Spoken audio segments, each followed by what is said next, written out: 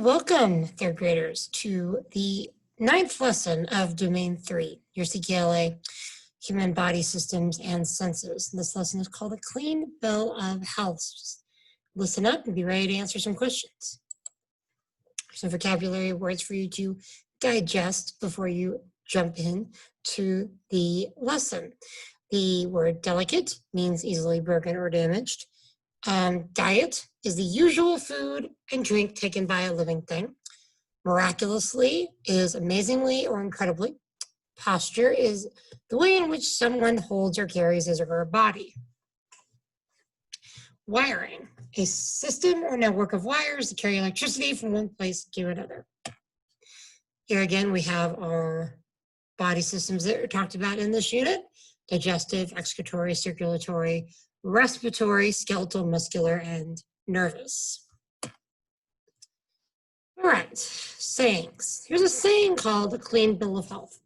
You may have heard it. An idiom, let's talk about idioms for a second, excuse me. An idiom is an expression whose meaning goes beyond the literal meaning of its individual words. Idioms have been passed down orally or quoted in literature or other printed text. Idioms often use figurative language, meaning that what is stated is not literally taking place. It is important for me to help you understand that, the difference between literal meanings of words and implied figurative. So there is a difference between a literal phrase versus, a figurative. There is a difference between those two things. The title of today's read aloud is A Clean Bill of Health, okay?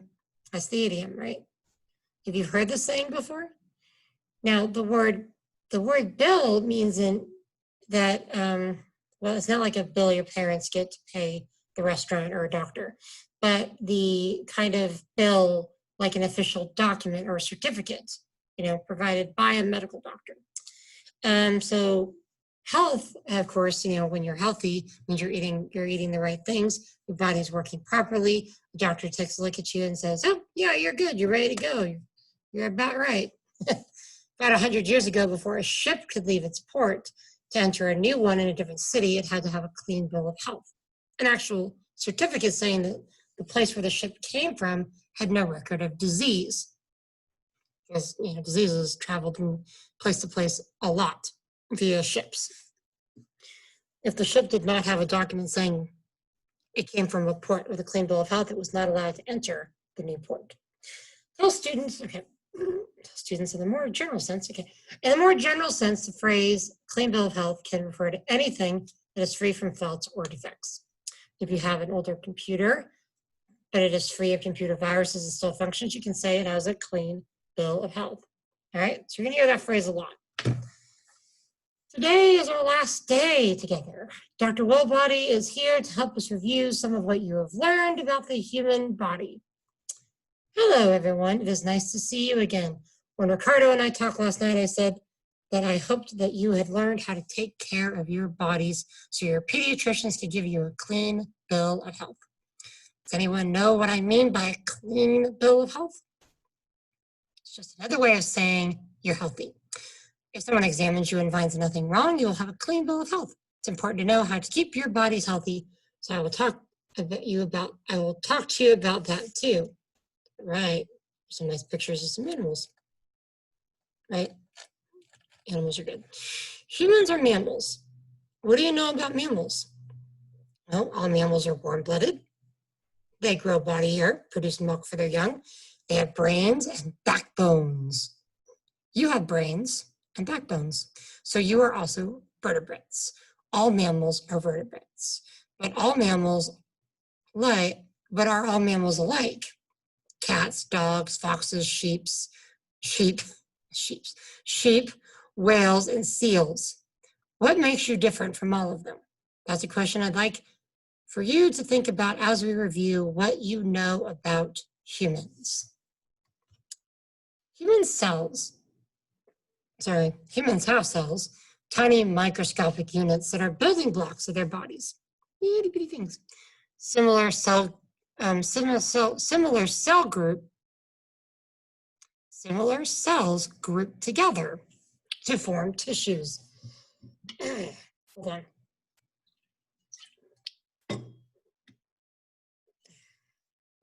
Tissues form organs. Organs build systems.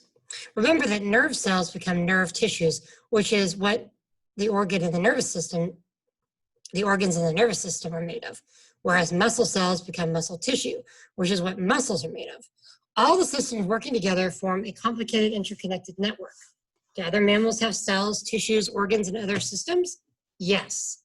Cells are basic building blocks of all living things, including all mammals and plants too. Humans have many interconnected systems, including the circulatory system, the digestive system, the excretory system, the respiratory system, and the three that we talked about the most, skeletal, muscular, and nervous. Do all mammals have circulatory systems? Yes. Blood travels through mammals' bodies. Do they have digestive systems? Yes. They eat and break down food. Do they have excretory systems? Yes. They sweat and they go to the bathroom. Do you, it's urinate, that's a very normal word. Do they have respiratory systems? Yes. Mammals breathe in air. Do mammals have skeletal systems? Yes. They have backbones. Do they have muscular systems? Yes. Mammals run and jump or glide and swim, moving those bones, so they must have muscles, okay? And they have nervous systems. They react to their environments. They have nerves that, so let's take a closer look at your skeletal system. Your skeletal system is made up of axle bones and appendicular bones working together to give your body a sturdy framework for all the other systems. Your vertebrae are stacked in a column forming your spine. Together with the protective skull and rib cage, they are your axle bones running down the center or axis of your body. Your legs and arms are attached to your appendicular bones, the shoulder blades and pelvis. Can anyone remember what we call the point where the two bones meet? Yes, it is called a joint. Some joints move, others don't. And some move just a little bit. But what's the name of the connective tissue that wraps around the joint to hold the bones together? Yes, they're ligaments. What can you do to give your skeletal system a clean bill of health? Diet is important. Make sure that you eat enough food with calcium to grow strong bones.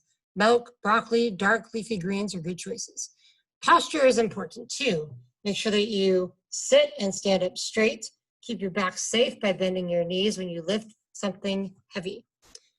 Rope-like tissues called tendons attach your bones to muscles. These skeletal muscles give your bones mobility, allowing you to touch your toes or climb a mountain.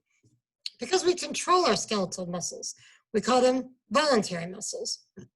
There are other muscles that we cannot consciously control. What do we call them? Right, involuntary muscles. Smooth muscles are involuntary muscles. They contract and lengthen on their own, working day and night to complete their jobs. Who can give an example of a smooth muscle? A third type of muscle is also involuntary.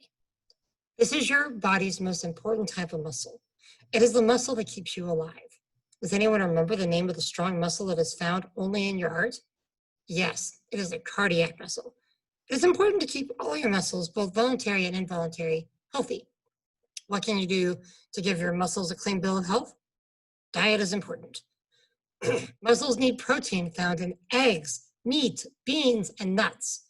Exercise strengthens your muscles. Get all the exercise you can as a way of thanking your muscles for keeping you in a constant motion. Love these pictures. It's awesome. Your nervous system is your body's command system, communicating with the rest of your body systems, telling them what to do. It works closely with your skeletal muscular systems. Your skeletal muscles move your skeletal bones, but your muscles get their commands from the messages sent by the nervous system. A network of nerves links your brain and spinal cord to muscles and sensory organs all over your body. Nerves collect messages from your brain, from your senses, and from other places inside your body. Many messages can be sent at the same time. As electrical impulses dash around your body in split-second relays, your nervous system, with your brain acting as its main commander, controls everything you do. Your nervous system is like an electrical system. Electrical wiring, whether in your house or in your body, can be shorted out if something goes wrong. So how can you prevent that? How can you give your nervous system a clean bill of health? It's no surprise that a diet and exercise are just as important to your nervous system as they are to your other systems. Vitamins and minerals from healthy foods, like fresh fruits and vegetables, and protein from different foods are all important.